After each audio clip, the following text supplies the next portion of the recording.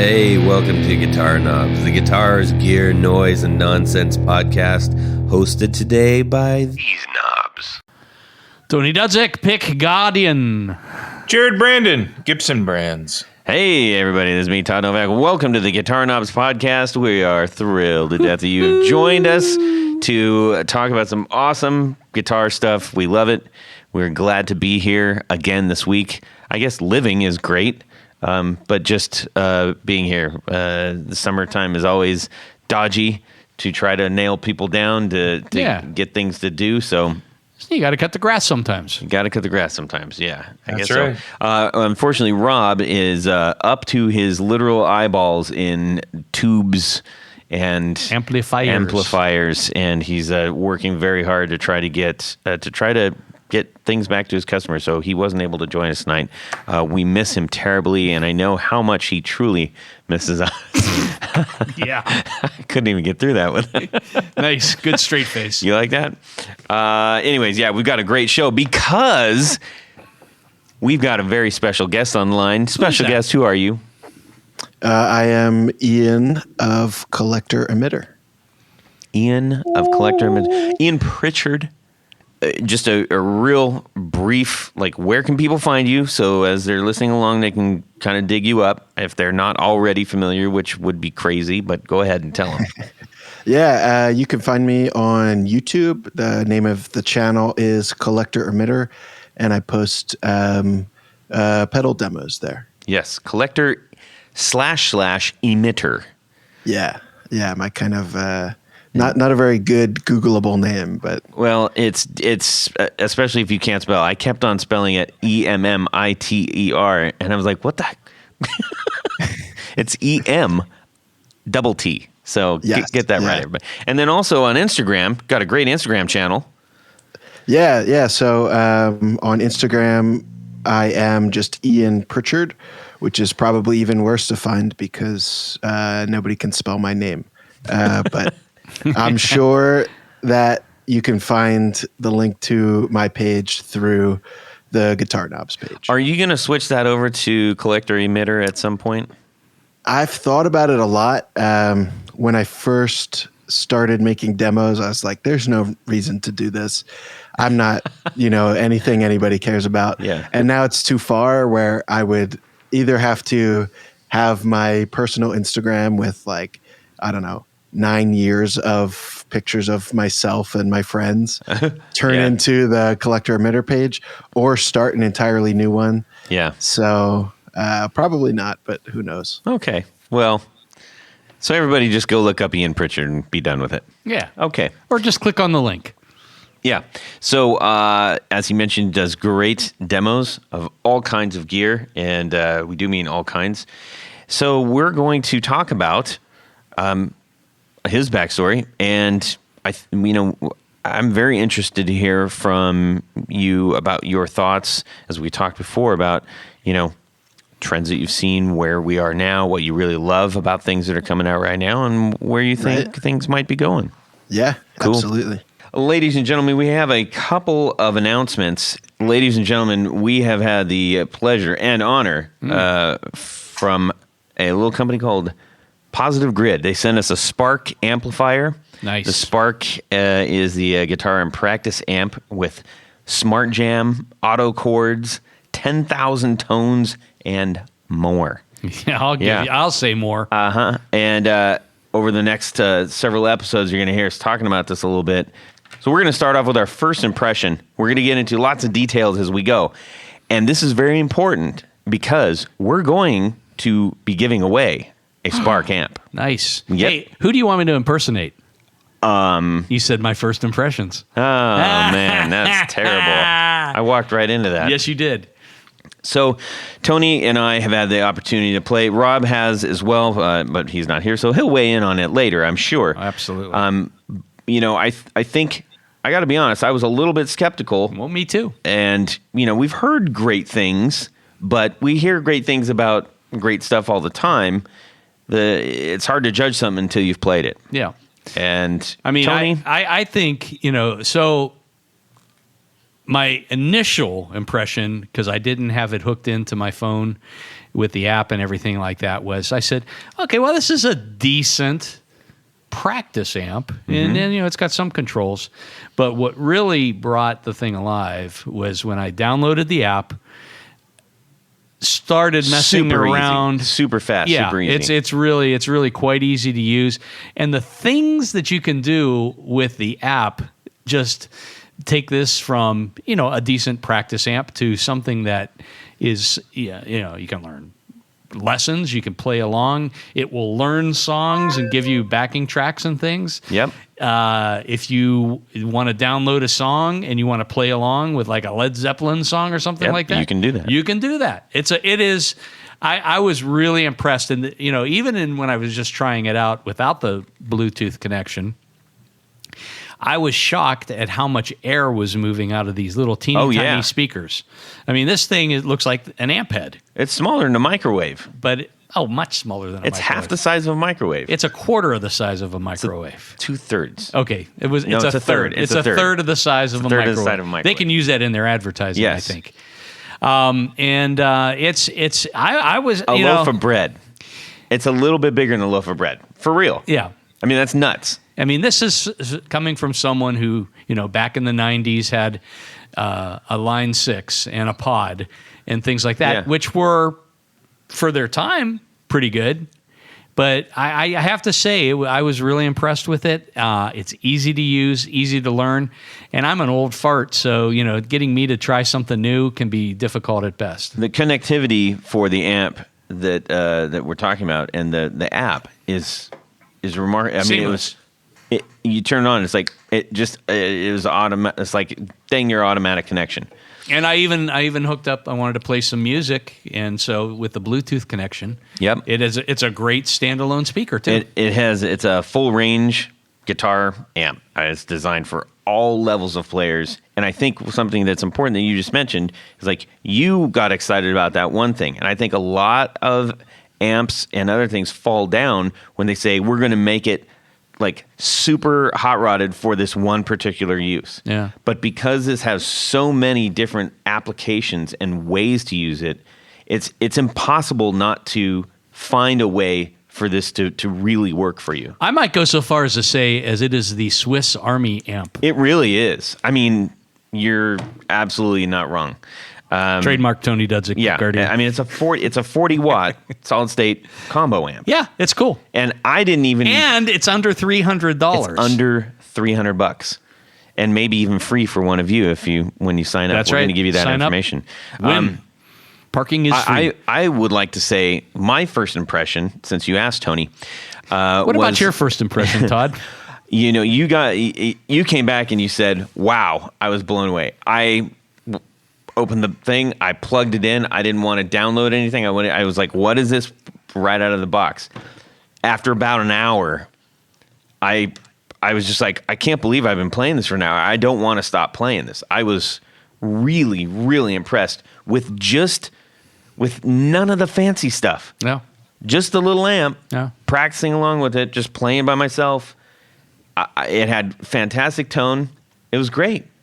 I really did enjoy it. And then I said, all right, now I'm going to start downloading this stuff.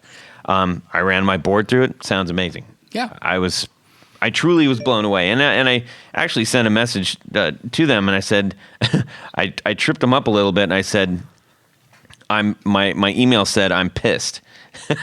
I'll actually tell you this real quick. The subject said, "Kinda pissed." I basically just said, "Hey, I just want you to know that I'm kind of pissed. I got nothing done this weekend because this amp is amazing."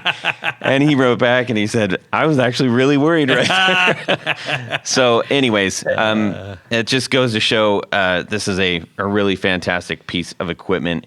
And we want to send you to a very specific place to get on the list to get one of these for free, okay? Get the number one practice amp out there. Get one for a steal for yourself for under $300, like Tony mentioned. Or, why not and/or? Can always use two. Sign up for a chance to win a Spark amp at positivegrid.com/guitar knobs. Nice. They're going to set everything up.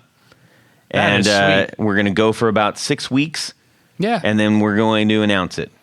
Well, We're working on the dates right now. I can't wait to talk more about this because we wanted in this time just to talk about our first impressions. Yeah. But I think there are some very specific things that we can get into that. You better believe we're going to. All right. So thank you to Positive Grid for sending us that amp and checking it out, and for giving the opportunity to one of our Lucky illustrious listeners to win one for themselves.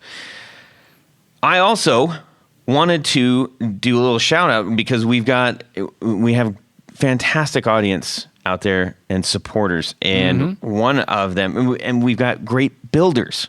Now, when those two things connect, it's magic. It's like Disney dust. It's kismet. Yeah. So this is from Anders Gunderson, a new supporter of ours on Patreon. Nice. He says, "Hi, Knobs. Just wanted to send you a little note. I thought your episode with John from Very Good Amp Co. was freaking excellent.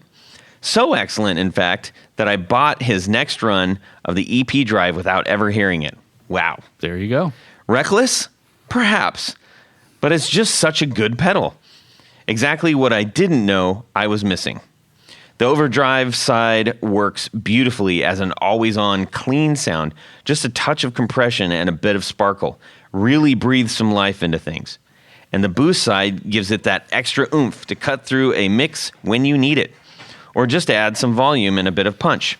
Maybe the best thing I can say about that is, before getting it, I never understood why transparent drives were such a thing. I just didn't get it. If you want a clean sound, just play clean, right? Wrong. Buy the EP drive from John." Anyway, just wanted to say thanks for having him on, because not only did he seem like a great guy who I'm happy to support, but I also would never have heard about him for his company otherwise. Yeah. Side note, I think the episodes you've had with pedal demo folks, Ian, have been pretty interesting as well. Would really like to hear Spiral Caster plays pedals on an episode. If you can make that happen, we'll look into it. Yeah. Not sure if you've seen his stuff, but one of my favorite demo guys out there. Definitely checking it out. All the best, Anders. Thank you so much for sending that. We love hearing that. Thanks for supporting the community. Thanks for supporting us. Thanks for supporting the community, the builders, all that stuff. I love it. Ian. Yeah. You have played that pedal, I'm quite sure. I actually haven't. Yes. I've played a few different similar EP booster type pedals, but that is one on my list of things to eventually buy for myself. Yeah. That's a good one. It's crazy, crazy good. And super nice guy to boot. Yeah. So if you haven't checked out that episode, make sure you do. All right? All right. Listen up, everybody. We're going to find out what has been going on in our music worlds this week. Tony Baloney is going to start us off. And then we're going to check in with our friend Ian and find out what Jared's up to, too. See how many Oreos he's eaten in the last 15 minutes. Manila Oreos. Jared, how many licks to the center of a Tootsie Pop? Are they from Philippines or is it vanilla? I think they're They're not envelopes. Vanilla. They're cookies. I'm pretty sure They're Nillas. They're Nillas. Nillas. No, those are Nilla wafers. They're not Nilla Oreos. Yeah. It's two different. Go get the package and get the name right. Okay. Tony, tell us what you did this week. This week, so, in my never-ending quest for guitars, this is another great example. I think we've talked over the last couple of weeks about, Eastwood Guitars. Yes. And back in the 60s, Martin sent out or made a fairly unpopular and obviously they didn't sell well, but they were semi-hollow acoustic guitars, they were full hollow acoustic guitars. Eastwood a couple of years ago put out their version of it, which had a ton of improvements over what Martin did originally. And in particular, the neck joint and all sorts of things. And as we've said, oftentimes the stuff that Eastwood puts out is indeed an improvement for the most part over what they are replicating or trying to pay homage crazy to. affordable too. And crazy affordable. So They did what they called the Eastwood F65, which was loosely based on the Martin F65/GT75. They had a couple versions of it. It's basically a double cutaway, full hollow. And just that's an electric. It's an electric Martin. Yeah. So not an acoustic guitar with electric pickups. Right. I can see why it didn't sell. Yeah. Well, but they tried. They did. And they didn't make a lot of them. So those, of course, now if you can find them, they're anywhere from $3,000 to $5,000 to $8,000 to $10,000, depending on the model and condition. I saw one of these, and it was one of the Eastwood Custom at the time. They do a special kind of a crowdsourcing fund, GoFundMe kind of thing to build models. And this was one of them. And I said, I should probably do that, but I never got around to it. So I found a used one in really, really good condition at a guitar center in California. And it was priced incredibly well. And so I picked it up. And I'm very, very happy with it. It came in really good condition, sounds good. I did change out the tuning machines, which I often do on those models, and made some, aesthetic improvements. What color is it? It's a orange sunburst. Oh. Which is very cool. And it's got single coil pickups. The original ones would have had de-arm-on pickups. You got to bring it in. I will. Now that I have a case for it. But anyhow, so I contacted Mike Robinson from Eastwood, and I said, hey, just how many of these were made? And he told me that he thinks they only made 36 of them. Wow. So not only is it a cool, inexpensive guitar that plays and sounds really good, it's very rare in my opinion. Yeah, and you got it used. I got it used, so I got a really good deal on it. That's killer. So I'm very happy with that. So that's what I've been monkeying around with this. Where'd you buy it used? I got it through Guitar Center used. That's right, you mentioned that. So cool. Yeah, so every once in a while, I poke around on there just to see what's floating. Yeah. So good solid, stuff, man. Solid. Shout out to Eastwood. Right on. Ian, how about yourself? So this week I bought a Boss RV2. Okay. I believe, if I'm correct, it's the first digital reverb pedal that was ever released. And it's cool. I bought it on a whim. A friend of mine kind of bullied me into it, and it's awesome. So that was a good pedal day yesterday. The same day in the mail came the Devi Ever. I don't know how to pronounce the location in England. I think it's Cymru or something like that. But that's Welsh. That's Welsh for Wales, actually. Oh, okay. I'm a bad Welsh person then, because I did not know that at all. So this guy, Life is Unfair Audio, he licensed the Devi Ever name and now makes a few of her old pedals. And he's making the Shoegazer again. So I figured I'd pick that up from him. So that and the RV2 both came in yesterday at the same time. And I had a really fun time, probably annoying my neighbors with the loud, distorted reverb and feedback noise and whatnot. That's awesome. I have the Torn's Peaker. Yeah. I think that's like one Torn half speaker, of the get it? Shoegazer. Yeah.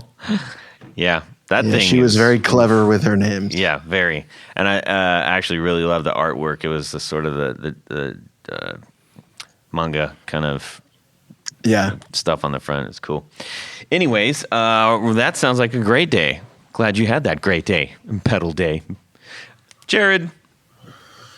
I'll tell you what's going on in my guitar week. It was fear. So What? It was fear that I had lost two of my guitars. What? Yes. Man. The last time I was home before this last time, so the last time before the last time, I decided, hey, I want to take my pink Paisley and my purple 1990 or so Strat Plus to Nashville, and the Strat Plus I've loved that color purple forever, and there's sentimental value to that, and the pink paisley. Not to mention a wonderful purple sparkle pickguard. That too. But actually, that's on my blue sparkle. Oh, it's not on. You should call it the Grimace. Yeah, it could be. We can call it the Grimace. I like that name. Okay, there you go. Done. So anyhow, I did bring them back, but when I was home over this, I was home for about 4 or 5 days, about 4 nights, I think. Getting a haircut. Right. Also, no, I didn't get a haircut. The power of suggestion. Right. Yeah. Right. I got to be careful there.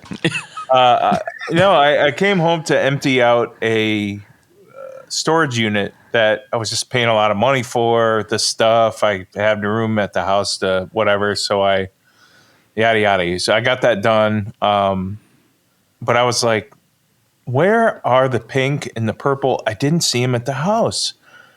I didn't remember getting them out since I had brought those guitars to Nashville. And I was like, did I take them to Nashville? I don't remember seeing them. I think I was looking for them, but I didn't open the cases. So I started to get scared that I had lost those 2 guitars. And I'm like, what could have happened to those 2 guitars on the way down? Did I stop to get gas, leave the truck unlocked, and somebody hurry up and yank those 2 guitars out of my truck? And when I went in to use the restroom, I don't know. I mean, I was getting scared. So when I got back to Nashville today, I went in there and I found them. And I got to tell you, I had a big old, careful, feeling of relief came over me, because I was like, oh, here they are. Everything's accounted for. But, for a few days, I was like, did I lose those 2 guitars? The uncertainty. No, the problem of having so many guitars. I know. Well, it's not always all that great. So yeah. Well, good. I'm glad you found them. It's terrible. But yeah, I got them. But and another thing, one of my good friends that is one of my throughout life friends, my friend Mark Belcher, came down to Nashville, and he's down here hanging out until Saturday. So nice. And some crappy things that happened on the way back is that the air conditioner decided to not work anymore. So it was kind of a warm. Truck? It's rough in the middle of summer. It was a warm 40 minutes. It was only 40 minutes of no AC, but it did get pretty warm by the end of the drive. Well, that's good. You probably dropped a few pounds on the way down. Mm-hmm. Possibly. I doubt it. But picked him up as soon as he got there. All right. That's a good one. How about you, Todd? Well, I made a impulse purchase because gig season, we're in the midst of it, and we got a couple lined up, and nice. I'm really happy with the tone I'm getting, and I've mentioned before, I like to have on wherever I'm at, I like to have a speaker cabinet, an extension cabinet on the other side of the stage. Good idea. Why? I'm not running stereo. It's not because I need to run things in stereo. It fills it's because the stage sound. It fills the stage sound, number one, but also not everybody has the luxury of standing in front of the guitar player while they're playing. So if they're over at the bass side, some might not call that a luxury. Well, you haven't been to my shows. So bad. Maybe I have. I find that I run into this at shows myself. So that was something that I said, look, I can combat this simply by putting an extension cab on the other side. And conversely, my bass player puts an extension bass on. So we've got... That makes perfect great. sense. So no matter where you are in front of our stage, you got full sound. Does your drummer put another kit on the other side of the stage? No, we should do that. Anyways, so I went over to the new site that I'm semi-obsessed with. It's not a new site. It's new to me. Drew Foppy turned me onto it. ProAudiostar.com. Crazy good prices. Oh. And as soon as you put you put it in the cart, and it's like half almost price. Instant discounts. So I got an extended extended cab. I got an extension cabinet for my Supro Black Magic. I've been looking at these for ages. The problem is that shipping usually costs a lot of money because they're, it's a cabinet with a speaker in it. It's a little bit heavy, and then tax on that and everything. So normally it's like well over $500. I got it for $379 free shipping. I'm like, get out of here. Nice. So, and it showed up in 2 days. Fantastic. And it was a previously open. Someone bought it. They returned it. It's brand new. It works fine. It's all verified. I'll take it. Thank you. So, Pro Audio Star, check that out, people. If you want to get something, it's and Sweetwater's great. All the places are great to buy things online, whatever. If you can't get to a shop and find it yourself, and I am going to switch out the screen, the grill cloth on that to match what I've done with the original, my actual amp. So I put the black cloth on it, and I'm going to put a new badge from the band and everything. So customize it, Anyhow, so that's what's going on this week for moi. Yeah. Now, Jared? Yes. Let me get a little bit of that. Oh, you're going to have to save that. We're not quite ready for that.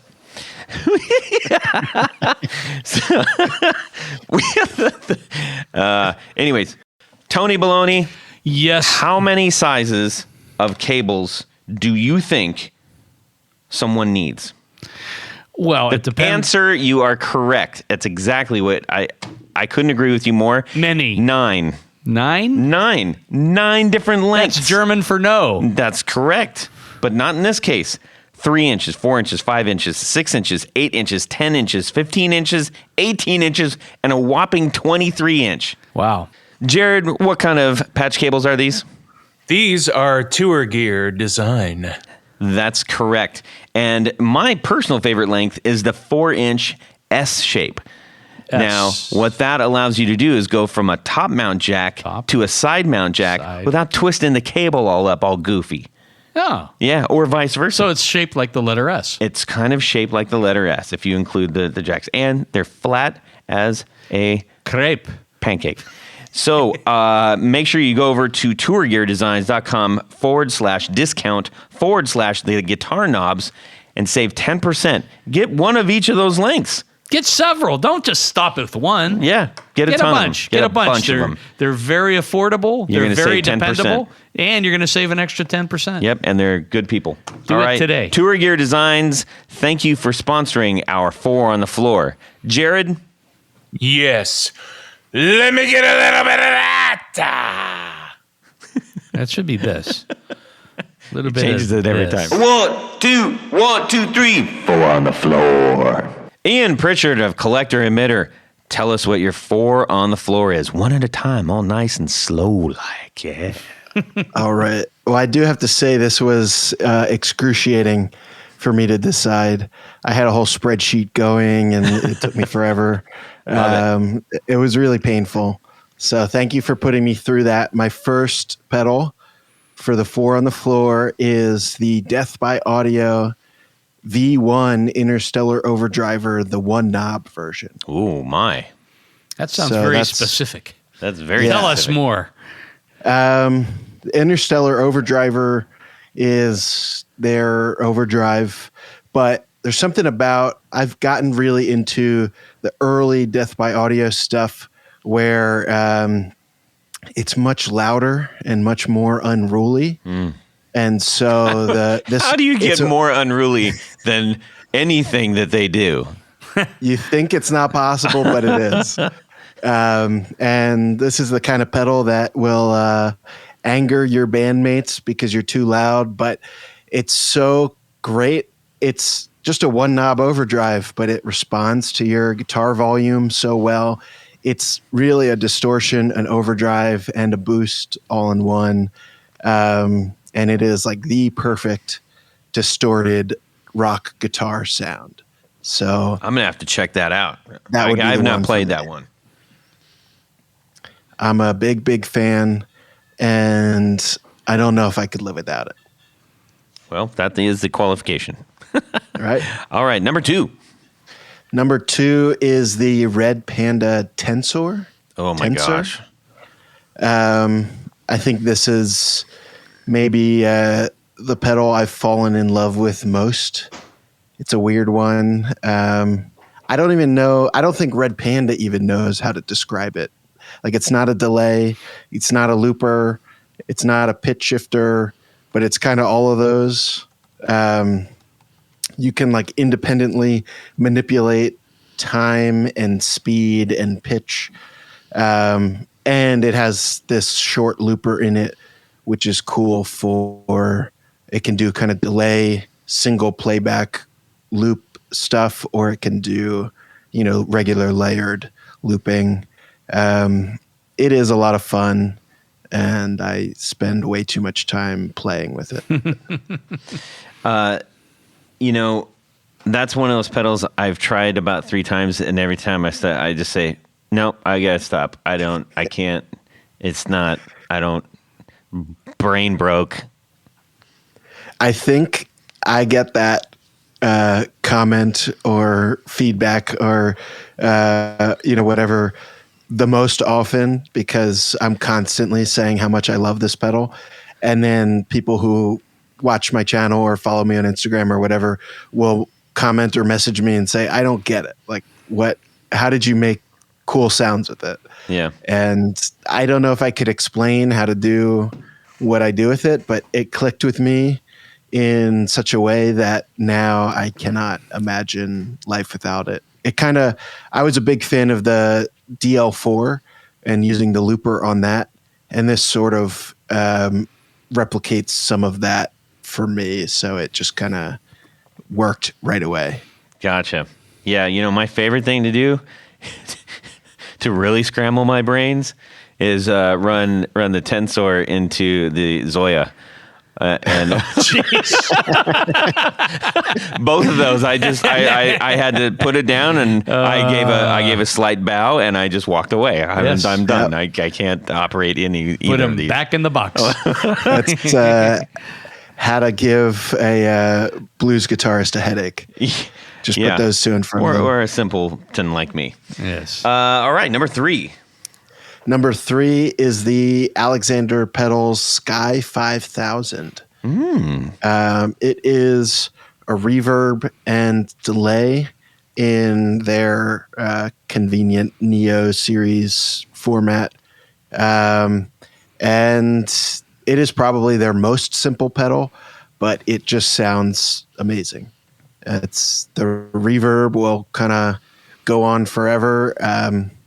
It's sort of going for that early digital, late 80s thing, kind of like the RV2, like I mentioned earlier, or like 80s rack gear. And I'm a big shoegaze dream pop guy, and that is like the sound. Don't even have to, there's no controls to mess with and get it right. It's just reverb volume and delay time and feedback, and it just works. That sounds like it would be pretty perfect for that. Actually, you're flipping, your whole board sounds like that. Yeah, I mean, that was, like I said, I had my whole spreadsheet, and I had different themes, and how do I decide 4 pedals? And so these 4, I think, thematically tie together. I was thinking of it as a whole, pedal board to do a thing as a whole. You were talking about your the shoegazy bits. I did want to give a quick shout to Jeff, our pal Jeff Schroeder, just released a new single, which I'm going to point you to it right now. In this, don't do the single edit. Don't do the single version. Get the full thing. on Spotify, it's called Haenim, Haenim. Incredible stuff. Check that out. I would love to hear. Actually, I'd love to hear what you specifically think. Yeah, I just saved it to my phone. Perfect. So I will listen to that. Yeah, I just didn't want to lose sight of that. I know you got your number 4 pedal rounding home. What is that? Yep, the final one is the Small Sound, Big Sound Team Awesome Fuzz Machine. Ooh. Gotta love that name. Yeah. Yeah, it's the perfect name. I could have said a different small sound, big sound pedal that I like equally as much. Levi Levin, you mean? Cool. So yeah, the Team Awesome Fuzz Machine, it is, I don't even know what kind of fuzz it is, but it's cool. It's got a parallel blend that is kind of clean, but can be like kind of not clean. And there's a gated switch and it does all kinds of weird stuff. And the important part is it sounds good after reverb. So round out the shoegaze setup and, make the super distorted wall of noise like That's I like cool. to do. That's awesome. I also heard the Massachusetts in there a little bit, the hard A. He dropped that a little bit. Yeah, a little bit. Heard it in there. I've never been to Massachusetts. Yeah, I could have sworn I heard it. Maybe it's the Philly accent that nobody knows about. Maybe it's just that one sound, and that's the Philly one. Okay, so that is a great 4 on the floor. Thank you for sharing that with us. And we need to find out more about you and how you got into this big, beautiful mess of guitarness and gear and all of the demo stuff that you're doing. Just a bit of trivia here. Let's see if you know your own trivia. How many demo videos do you have on Collector Emitter? Oh, I have no clue. 275. On my YouTube channel, it's got to be in the 300 or 400s. 305. Ah, well, I was close. That's what I counted. 305. That is a lot of awesome demo stuff for our listeners to go check out. If you want to buy a pedal, chances are you might find that demo on this page. Nice. Yeah, there's a high likelihood. And it's all the good ones, all the weird ones. You got a lot of weird stuff on there, which is cool. That's what we like to, I'll hear all the neato stuff. So Ian, how did you kind of decide that you wanted to get deep into the demo world? Yeah. So I started my YouTube channel about 4 years ago, and maybe 6 months or a little bit more before that, I was in a band and we were growing. I don't want to say we were big, but we had a fan base and, there was potential for us. But then we got to that point that all bands get to where you either do that full time and make no money or we quit and get jobs. And so we did the second one, which was probably the right choice in the grand scheme of things, even though it would have been nice to keep doing that band. But then I was stuck with no music output, no way to kind of get out my creative energy. So after just messing around and posting bad cell phone videos on Instagram, I decided, what if I make the cell phone videos slightly better and post them on YouTube? And I started making demo videos just to give myself like a schedule of I'm going to keep doing something musical, not, lose that muscle memory. And also give myself an excuse to buy a lot of pedals. So that's what I did for a while. And it was just, my after work hobby. And then, maybe a year later, I realized that people were actually watching it. And builders started asking to send me stuff. And it kind of grew from there. And I started taking it a little bit more seriously too. So, I really just did it to have something for myself to keep the musical creativity flowing, and it ended up being a little bit more than that by accident. That's awesome. Wow. That's usually how we hear things. It's nobody sets out to conquer the world that they are walking through, but everybody who tries, everybody who does tried. I should say that. That's a better way of thinking about it. If you don't try, you don't do it. That's correct. Yes, I'm curious. You mentioned wanting to stay connected to the music, and I had a similar situation where I left California and I was deep into bands and scene and connected with all kinds of musicians and all the stuff. And I moved to Minneapolis, and I didn't have any friends out there at all. And I was it was like unplugged, and it was like silence, I felt a little bit lost, and I was like, kind of playing in my basement. I didn't exactly know what I was missing other than, my friends. I felt disconnected from the greater community. Like I was very separated from it, not just the friends and not just playing, but all the gear and all the other people, just knowing that there's other people that are interested in talking about the same thing that I was. I'm curious to know if this was a similar thing that you felt. Yeah. I didn't consciously think about the people aspect of it, because I was really, I felt like musically I try to write music on my own, and it just never works the same way when I'm writing music with a band. But, at that time I didn't really want to start a new band and, just start over. And so I was thinking about staying connected to playing and not losing the, that skill of being able to sit down and write a riff. But eventually I realized, probably years later, once I was actually kind of taking the demos more seriously, that I do connect with a lot of these builders and then other demo people, and even just people who are super into the gear and, kind of frequent commenters and whatnot.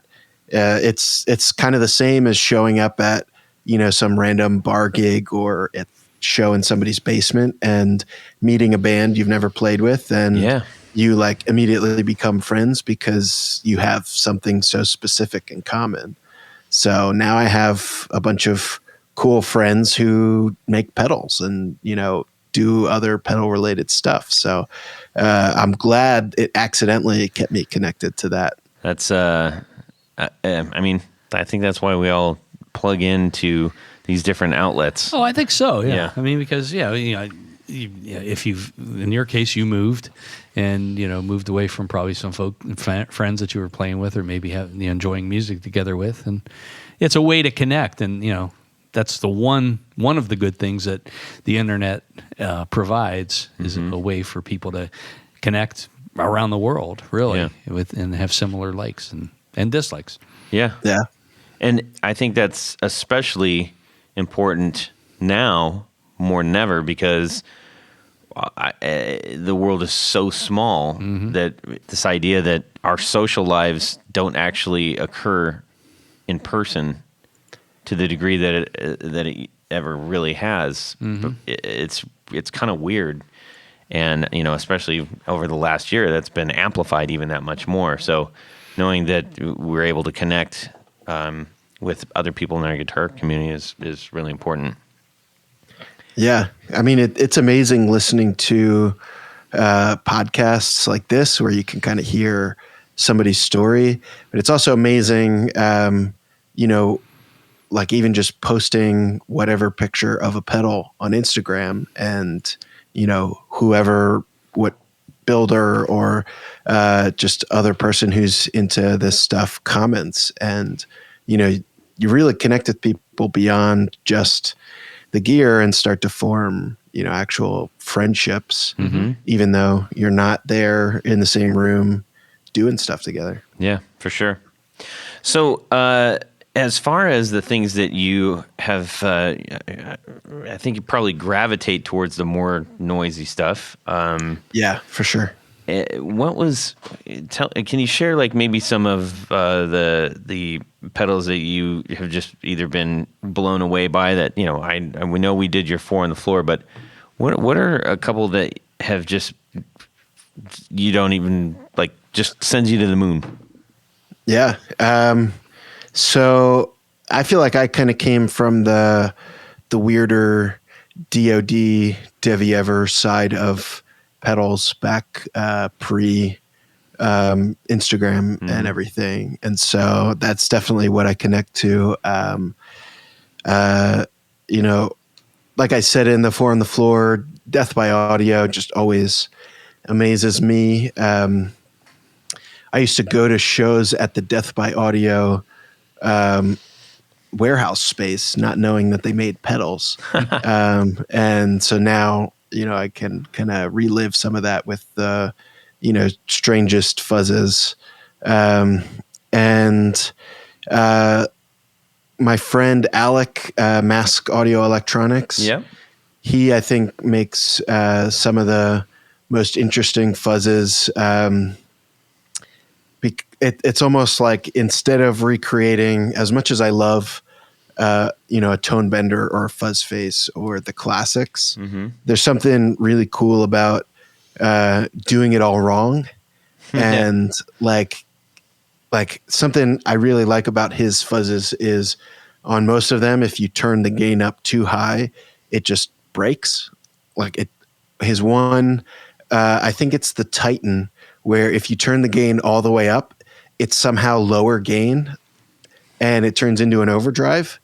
And I don't know if he can explain why, but it's just like, there's like this weird, like happy accident magic, that Dwarfcraft was kind of like that. And, let's see, Malaise Forever.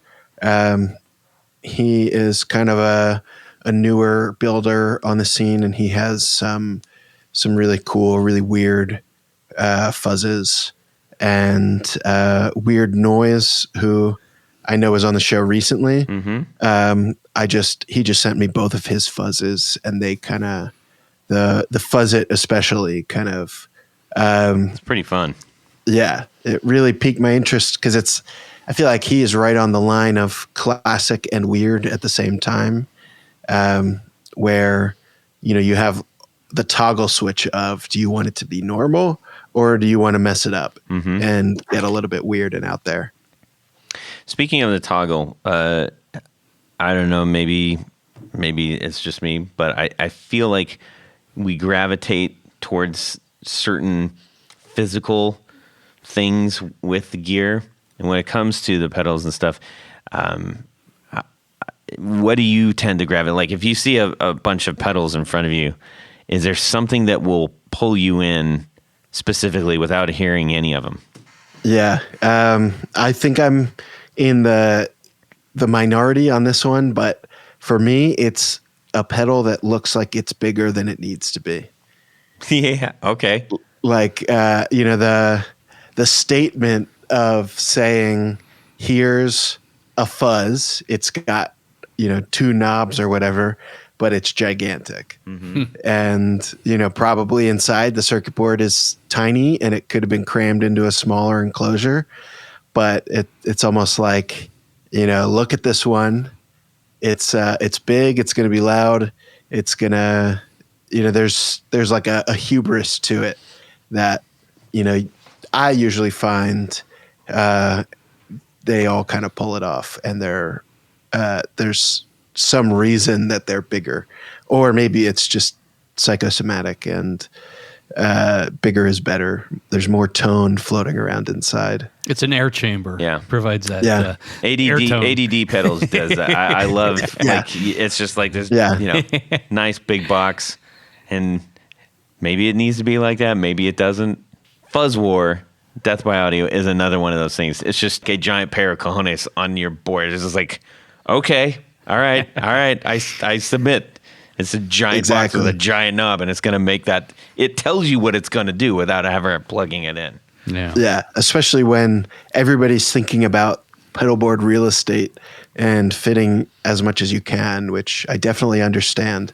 And then saying, well, this fuzz is worth taking up the space of probably 3 pedals. Yeah. But it's good enough, so it warrants the size. Yeah. Yeah. Ian, you like pedals an awful lot, but how about in terms of what's your go-to guitar and amp?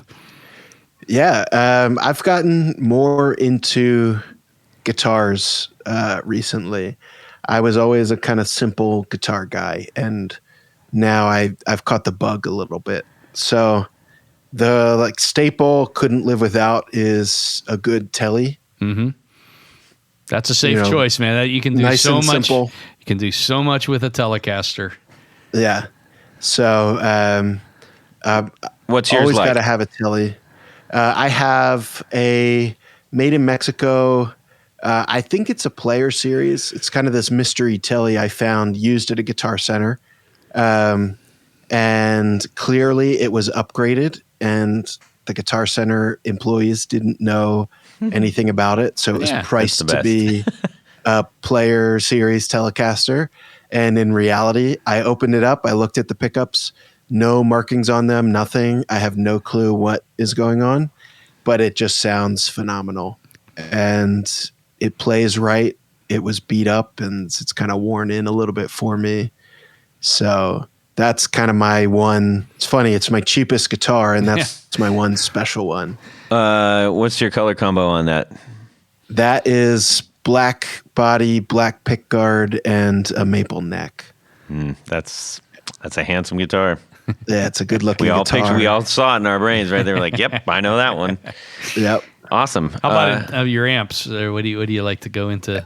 Amps. I used to play, and I still have this amp, but I don't play it as much. I used to play a Music Man. Yeah.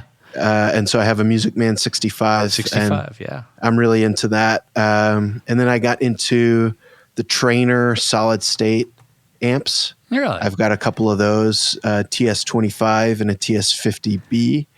But so you like the solid states more so than their tube series? Yeah. Oh, I like the. I've never owned one, but I like the tube Trainer stuff. Yeah. The TS series has that kind of weird Steve Albini preamp that is. It doesn't sound right, but they were trying to recreate tube with transistors, so it breaks up in a weird way. Yep. But that's not like your workhorse everyday amp. So after the Music Man, I was trying to find a smaller combo, and I got a Supro that I really like, the Keeley Supro. Yeah. And then after that, I got it's a clone of a Marshall 74X, the 18 watt Marshall combo. And so it's kind of like a weird Marshall Vox hybrid with EL84 power section, but more of a Marshall preamp design. What model is that again? The 1974X. I think that's what it is. The 18 watt is what I've always heard it called. Okay.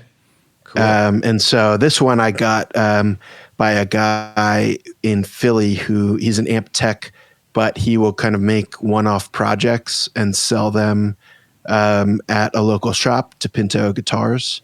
Oh yeah. He's called Root Beer Audio. So I got this clone of that, kind of a modified clone of that 18 watt, and that's kind of been my go-to for maybe 2 years now. I'm hooked on that sound.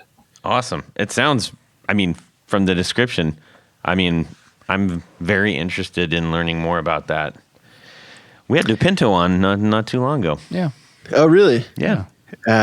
Yeah, those guitars are so out there. I love them. Yeah. And that's one of the few cool guitar shops in Philly. So I always like stopping by there. We got to get to Philly, man. We got a lot of people Philly's out cool. in Philly. Yeah.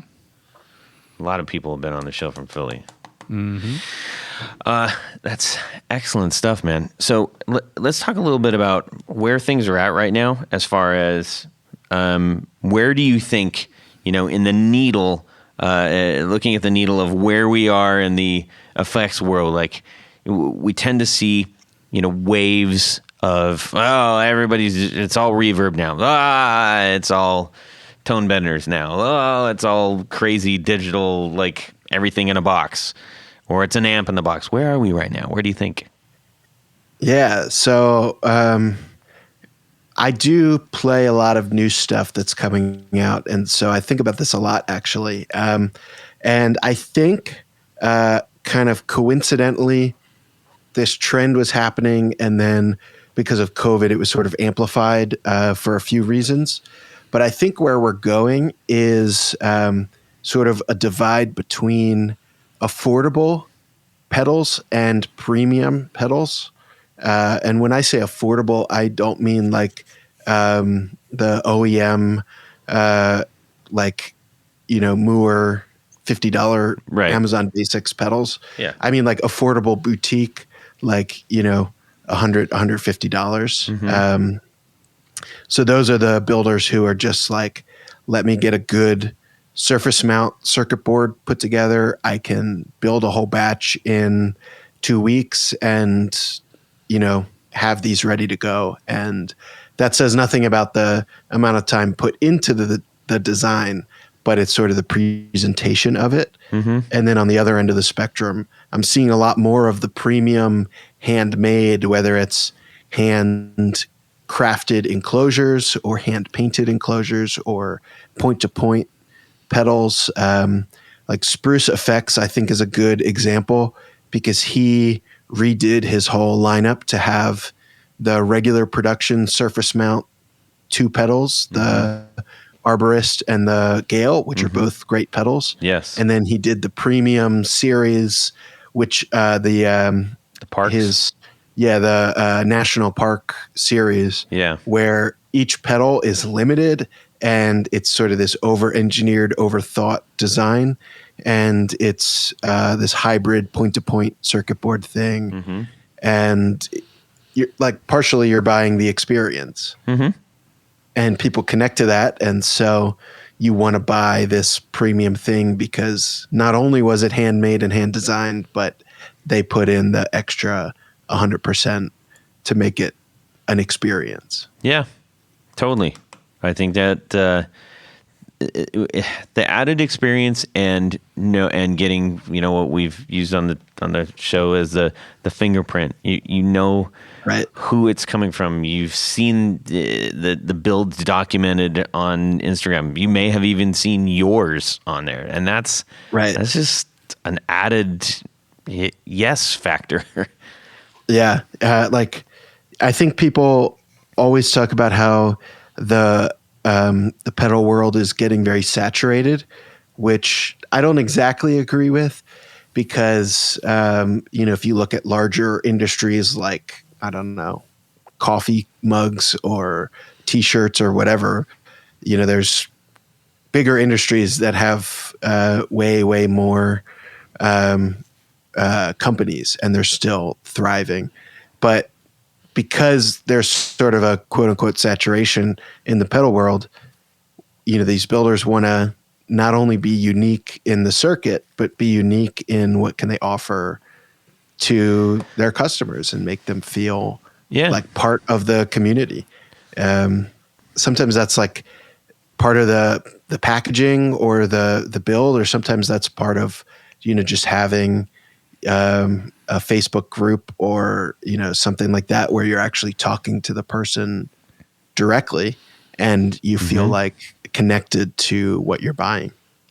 Totally agree. I actually think that, the oversaturation part, forcing us out of, sort of like everybody jumping on and going, no, I'm going to do that too. Right. And that is where the oversaturation comes from. It's not that there's that many pedals. It's that there's a homogenization factor, right? Yeah. Meaning that they're all kind of starting to be too similar. I think that's actually forcing us into being more creative. Yeah, I agree. Because it's like, how many rats are there? I love rats, and I probably own like 5 different rat-based pedals. Right. But it's been done. And you're going to buy 5 more if they're done right. Yeah, it's something that people are interested in, and I'm certainly interested in. But when you're new and you want to make your first pedal, it makes you think, well, hey, maybe I shouldn't make a rat because that's been done. What's going to make mine stand out? What's going to get attention to me? Mm-hmm. Indeed. Well, Tony? Yes. I was just going to say you could spell it backwards and call it a tar. Yeah, that's a terrible idea. But someone's going to do it now. You could put the whole circuit backwards. Yeah. So it's the tar, and you turn it on, and it does nothing. Yeah, perfect. So I have 2 more quick questions for you, Ian. Number 1, what would you like to see out there that isn't? That's a good question. Maybe too big of a question. I don't know. Yeah. So I always say, and maybe that's kind of just rephrasing what I just said, but I always say I like to see new ideas. And so I like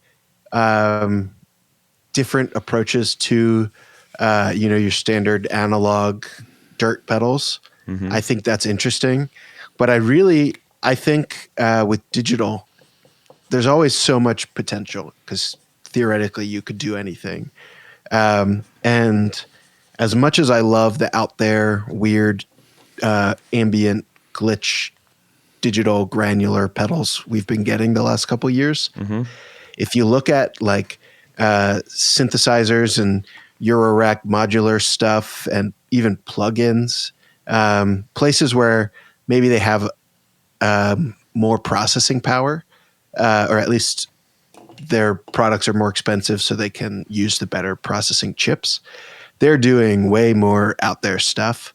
And so I just love to see new ideas and not, the new idea is this sort of, micro looper. So I'm going to do my version of a micro looper. But, I think Old Blood Noise is very good about, like, they'll put out a pedal, like especially the Dweller, that I think has caught my eye more than any other pedal in the last few years, because they put it out and they're like, hey, here's a phaser, but there's a delay in between the phase stages. And it's such a simple concept. You hear it and you understand what it is, but nobody had ever done it before. And it's so unique that nobody else could do it.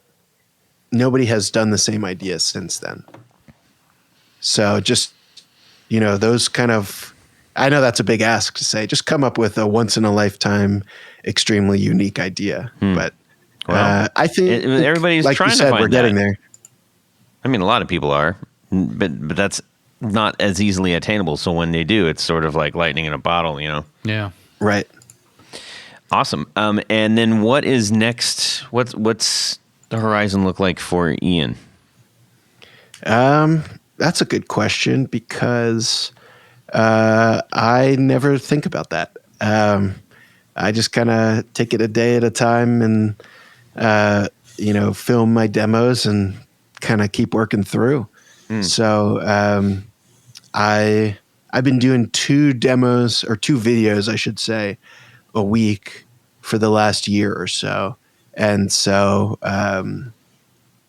I'm trying to experiment with different kind of sub-series where instead of just your typical demo where I'm walking through the settings and whatnot, I'm using things more in context with other pedals and trying different ideas. I think one thing that I sort of have the ability to do that others maybe, like the regular typical guitar player is not devoting their time to, is trying what if I did this? Trying something different and sharing. Like I did a video about a month or so ago with 2 tensors. And so what can I create with 2 tensors? And it turns out you can make a pretty cool reverb. and you can make, some weird sounds and, whatever else. But to try that idea, anybody else would have to buy 2 tensors. And I'm in the weird position of just having randomly owning 2 tensors. So yeah, I think I would need a large bottle of aspirin. Yeah, so I think maybe I gave people a few headaches with that video, but I had fun. That's cool. Yeah, so I'm trying to try new ideas, demo new stuff, and kind of share and give some exposure to, the new up and coming builders. That's what I always try to do. Yeah. And then try ideas of, what weird things can you do with pedals that people aren't, other than the typical pedal board order of, overdrive into distortion, into delay, into reverb. Mm-hmm. Awesome. Well, it has been a delight hearing your story, and we're thankful you have shared that with us. I will continue to look forward to your releases, and it's been really solid, man. Yeah. Thank you so much. And thanks for doing what you're doing too. Yeah, for sure. It's helpful. I know if I'm looking for something in particular, there's a couple of places that I go to look to see if there's, a good demo out there. And I think, what you do is really great. Yeah. Well, thank you. I think it's cool that this community has kind of come together where we're all kind of sharing each other's stuff and, helping out these ultimately small businesses who are making fun. It's important to remember that stuff. These are small businesses. These are people who are trying to do something. And what's even cooler is you're buying something that in a lot of cases is, hand built by that person you might be chatting with. In almost all cases, for both of our audiences, Ian's and ours. Yeah. Awesome. Well, we're going to sidle on over to Nashville and see what Jared's got for us besides a bag full of not Nilla, vanilla, or Manila. I stand corrected. They're golden Oreos. Hey, Mark, did you want some? You can turn off your. I've had them over. I've had these cookies. Mute your video. Sorry, guys. I think you should leave it on. He sounds better doubled. He's pretty good. Well, 2's better than 1. So I brought the bag over to be like, oh no, I thought this said Nilla, and it's golden. I thought somebody said Nilla somewhere. That's why I wanted to get it. Well, there is a and Nilla wafer, which is different. Well, yeah, I know that. Anyway, I brought them over to read the package. Kept the package over on where I'm doing this podcast. The empty package, I might add. No, there's still some. And Rob, Mark's over in there. He probably wanted some, and I have them over here. So felt bad that he probably thought I was hiding them from him, guarding them personally, guarding them. Next time, buy 2 packs. Yeah. We have another pack of Oreos. I got the chocolate ones to compare to these golden Oreos. They taste the same, I'm telling you. Well, I'll tell you what, you get a bowl of those in the morning with some milk over them for breakfast. That's breakfast of champions, dude. Yeah. Well, you got to take a hammer and just pound them up, and so you have little bits. They have cereal size. So anyway, hey, how about this? How about we do a little bit of Would You Rather? Perfect. So you're walking down the street and you're on your way to order your custom guitar that you've been saving from your favorite builder. Once you discover that after selecting everything on the build, you can only select the neck of your choice or the pickups of your choice, but not both. You can't choose both because that's just the way it's going to be. So would you rather have the pickup selection of your choice? If you didn't choose this one, it's the opposite of your preference. Or the neck size of your choice, the default would be the opposite of what you prefer. If you like thick, it's Ibanez thin. Or if you like thin, then it's baseball bat thick. Jeez. So, and if you want a single coil, they're humbuckers. Exactly. Oh, so, man. I would probably never go to this builder. But anyway, we're in the spirit. We're in the spirit of Would You Rather, spirit of Would You Rather. So you must choose. Side note, I would probably never go to this filter. Right. Because of this. Yes. Yeah, Clearly because of this. Obviously, yes. Oh, boy. That is What a would great you rather one. have, And man? who What- sent that in to us? Mr. Tiger Harmon. Tig Harmon. Thank you for that question. That's a doozy. It is. All So right. Pick the better of the two crappy. Tanya? I would have to say that, I mean, if you're going to have a playable guitar, you got to have a neck that you can handle. I mean, I've played some of those Ibanez kind of things that are just so thin, and I can't play them, or the maybe the frets are jumbo or too high or whatever, and I just go, every time I touch the string, it goes sharp. Super thin neck, super jumbo frets. Yeah, I'm Shark going to fin. say I can live with most pickups, but I think the neck has to be something that I can play. And plus, you can always change You out need the to make pickups room on later. Tony Island today. You can have the top bunk. Yeah. So yeah, I'm going with the neck to my specs and live with the What pickups. is that neck to your specs? I mean, I'm pretty easy to please. I like a general C shape, pretty much standard thing.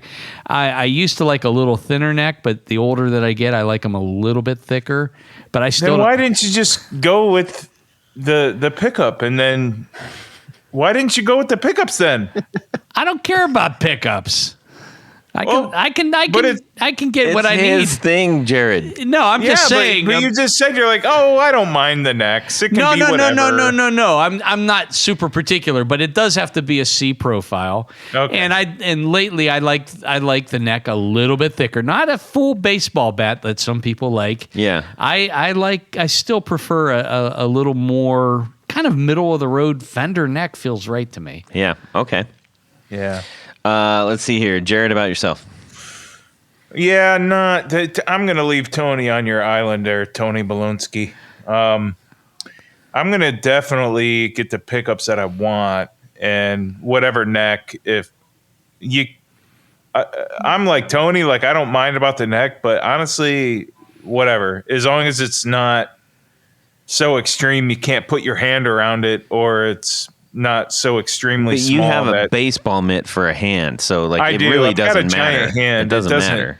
Yeah, so I'll live with the neck profile. I've got several guitars, and they all have several different neck profiles. Mm-hmm. But I think Tony and I have a very similar taste on necks. If I do want to get picky, I really like the same thing Tony does. Okay. Copycat. Just for no, that's because I respect you, Tony. No. Hey, copycat. hey, man, I'm putting some shade on your island for you, my friend. And shaded is in a good way. All right. Nice. Ian, how about yourself? I think I have to go with the neck. When you were reading the question, I was thinking, well, my neck preference, I'd probably be fine with the standard neck. But then you said it's the opposite of what I would like. And I couldn't live with If you chose pickups, yes. Yeah. So I couldn't live with a neck I hated. And maybe this is a loophole, but you could always change the pickups later. Loophole. That's easier than changing the neck. I mean, you Loophole. can't. Yeah, it's and then not So in the world of but would you rather. even if you can't change the pickups, I still got to go with neck, because I've had guitars that I love that sound good, but the neck is just not. It just doesn't feel right, and Yeah, I don't pick them up. Yep. it's a good point. Yeah, I mean, it's just like I said, if the frets are too jumbo or too tall, I go. I mean, if I play it, I go sharp. Yeah. Yeah. I do not have the feather touch. No, neither do I. What about you, Todd? What do you? Well, going with? I'm gonna paddle on over to your island there, pal. The neck is one of those things. It's I think maybe something that Tony might have been trying to say was that I would say is that it's not the ones that I want to play. It's the one I'm very acutely aware of the ones that I don't want to play. There you go. Right. And in that case, that's what I'm doing, because I play all kinds of different pickups, and I like the sounds from all those different pickups. Right. But you're not going to pick it up if the neck sucks. Period. So is that three people on my island? That's three. That's Jared the first time in a long time. is on Jared Island. Yeah, I like Shocker. All right. Well, that was a good one. Thank you, Tig, for sending that in. We're going to say a few thanks real quick, and then we're going to say goodbye to Ian and let everybody else get on with their day. So, Tony? That's right, Todd. At this point of the show, we like to thank a very special group of people. We love them. These are our executive producers. That's right. And how do you become an executive producer? What is an executive producer? An executive producer makes this podcast possible. Exactly. How do I become one? Go over to patreon.com/the Guitar Knobs. Check out the couple of different levels in which you can participate and become a patron, a sponsor of this very podcast. That's right. Each level comes with a great bevy of thank you gifts, things like t-shirts and barefoot buttons and picks and stickers and all the good stuff. Mm-hmm. But as an executive producer, you get all the great stuff. And one thing more, Jared, You get to have your name read on the thing. your name read on the thing. And that's what I'm going to do right now. So special thanks to these executive producers. Do it!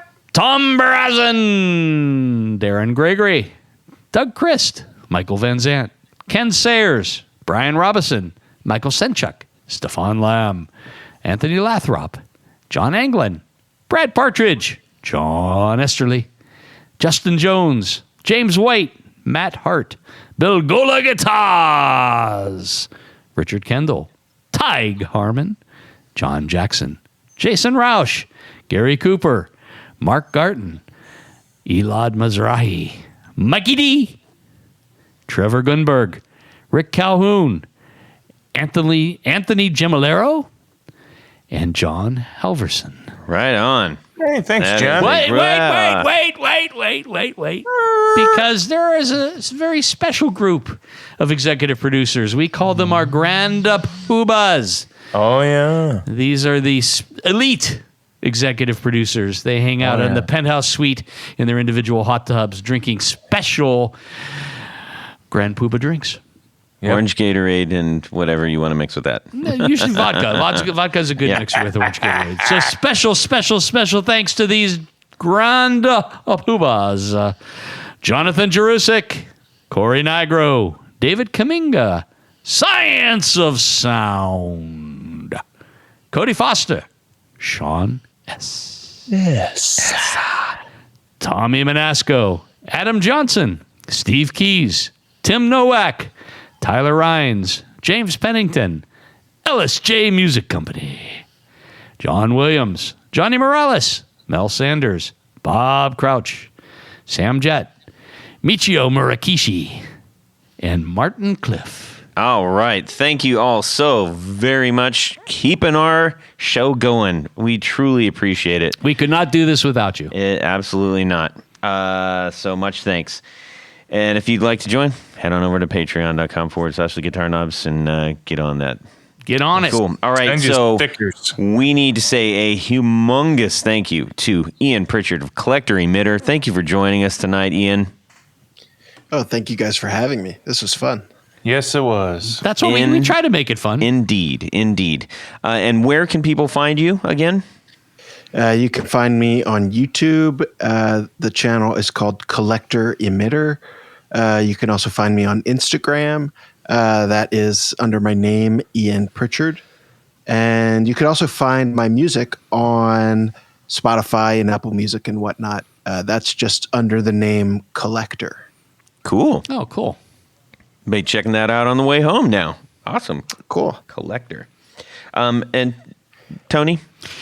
If you're looking for a new pick guard, you want to do something different, you want to change out pickups, you want to change out necks, whatever you want to do, go over to pickguardian.com. Check out some of the wares that I have available for sale. But it's probably best to just shoot me an email. Let me know what you need, what you're doing, and I can give you some good advice, and I can take very good care of you. Mm-hmm. pickguardian.com. Cool. Jared? Well, if you'd like to get a hold of me and ask me some questions about pickups, just message me through the Guitar Knobs podcast social media messaging thingermcbobbers. And Okay. Todd will let me, I'll have fun answering your questions. Yeah. Nice. All right. You can shoot me an email, Todd at theguitarknobs.com. You can also DM me, as Jared just mentioned, at guitarknobs on Instagram. We'd love to hear what you have to say. Love to hear your thoughts on the show and in the guitar community at large. And also, please send us your questions for Rob, because we're going to have Ask Rob Anything. And I mean anything. I wonder as what long his, as it's his ratings, favorite flavor of Cheetos is. That could be a question. I'm going to ask him that. Okay, Or what about perfect. his favorite flavor of Oreos? Oh, there you go. All right, you just submitted that. All right, we'll call that a submission. I hope I hear the answer. You will. We will do that. Okay. All right, everybody, have a fantastic Guitar Week and subscribe. Yeah. Hate to disappoint you guys, but he's not from Italy. He's not from Italy. He's not from Italy. Jared, it's an Ian calling you. Oh my gosh. I'm stuffed, man. Oh, really? You can't eat 2 more cookies? Just another bite. A wafer thin A mint. wafer. Just a wafer. Impressions. Thoughts. Impressions. I'm not recording that. They taste like chocolate ones, though. They taste like the regular ones. I bought some chocolate ones too, so I'm gonna put on a blindfold. This is awesome. This is the best ever. Hold on a He's already eaten all of the vanilla ones. It's not like we're asking you to take a math test. Just wait a goddamn minute. Jiminy Christmas. Oh. This is the worst test ever. Where's Uncle Robbie? Oh, gotta get some milk. That is true. We saw Jared's doppelganger the other day. That was really weird. Really? Remember that, Jared? I don't know what the doppelganger is. It's your double. It's your double, yeah. It's German for that's your double. I'm not German. Holy. I'm a pretty good. I'll tell you if they're different. I won't let the color change my mind. You have to close your eyes. You have to close your eyes. No, God damn it! How am I gonna? Don't knock over the milk. Now I'm gonna try to squeeze this one out before. That is a lot of wood paneling. Exactly the same. No, they're not. No, they're not. That's the worst test ever. You gotta. You can't put both of them in your mouth and go, "Yep, they're the same." I'm going to see if this red wine and this white wine taste the same by putting them both in my mouth. Yep, they taste the same. Bye, Jared. Bye, Jared. See you later, guys. Bye, Jared. Bye. They do taste different. No. Well, that's it for these knobs. Please visit our Patreon page at patreon.com/theguitarknobs. Visit our website at theguitarknobs.com for all of our past episodes, 4 on the Floor blog, and other good stuff. You can connect with us on social too at our Facebook page and share your gear and stories on our Facebook group. Also, be sure to check out our Instagram at Guitar Knobs. Catch you next time.